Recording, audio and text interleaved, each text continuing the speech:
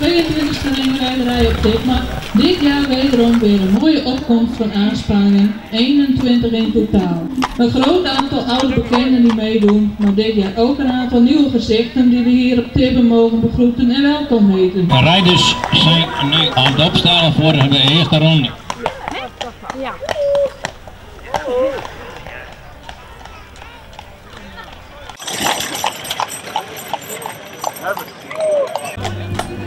De sexte.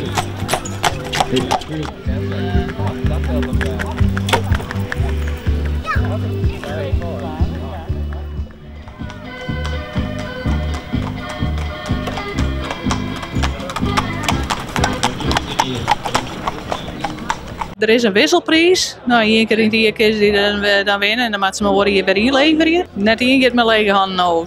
Prijzen die kun je uitzieken, die hebben we op tafel te lezen.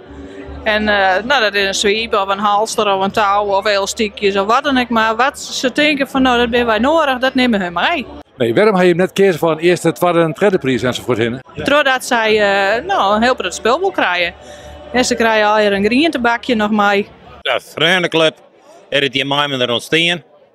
En daar had ik voor mij dus vragen had ik dat wel om te praten voor.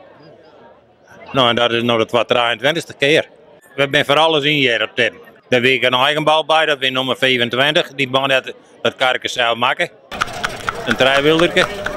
Het er vleien die eerst een keer uitproberen door een beetje misgaan, maar dat hindert niet. Het is een hobby, hè? En elk had net een 0%. Daarom heb ik nooit een onschuldige geheel. Want dan ben altijd de meeste, maar de meeste zijn. Die rennen eruit met de mooiste wijn. En die rennen de prijzen voor. En dat wonnen wij net hier net. Er waren 43 punten. En die de snelste tijd had is eerste.